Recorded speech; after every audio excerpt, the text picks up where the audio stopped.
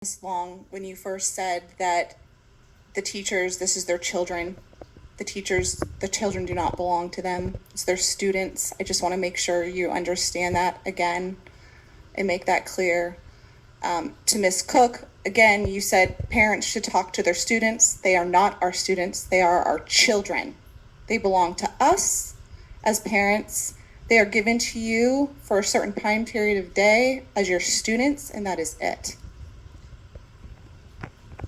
I'm going to go ahead and read an excerpt from a book that is in 5 high schools. It is called Rant by Chuck Palahniuk. So any children in here, I recommend you do leave. He used to wedge his face between my legs and slip his tongue into me. He'd come up on his elbows, smacking his lips, his chin dripping. He licked his lip and rolled his eyes. Grant would snort and gobble, then come up with his eyes shining. From just the smell and taste of me, he nailed my whole day. Tea, whole wheat toast without butter, plain yogurt, blueberries, and tepid sandwich, 1 avocado, a glass of orange juice, and beet salad. I called him the pussy psychic. That's page 88. Page 89. Most guys are keeping score with every lap of their tongue. Every time they come up for air, they're clocking your pleasure. And lick for lick, you know, this had better balance out with the pleasure you give them back. So lick after lick, you know you can never relax and get off. Not when you know that meter is always running. Every lick an investment in getting licked back. Every guy who hates bookkeeping and doing their taxes.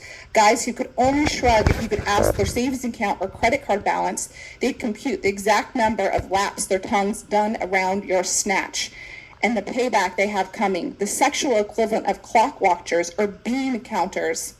This every guy except Rant Casey, he'd stick his tongue into you and years could pass. One time, face planted between my legs, Rant surfaced for air, picked a public hair off his tongue and said, "What happened today?" Something bad happened? I told him to forget it. He licked me and rolled his eyes, licked again and said, "A parking ticket? No, something worse."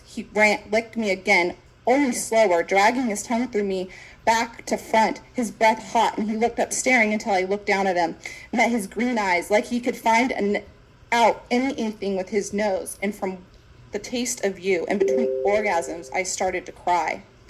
Page 280. I didn't want to, but he worked my zipper down and slipped his cold thumb inside all those panties inside me. I peed. All hot, creeping through my jeans and underwear, the hot wicking up the yarn of my sweater, the rest of me ice cold. In the dirt, in my Christmas sweater, with this man crushing the air out of me, calling me the mother of the future. I couldn't picture how this would get any worse. I remembered him turning his hand in front of my face, his fingers wet and streaming in the cold, and me saying, "I'm sorry," I said. "We're safe." His wet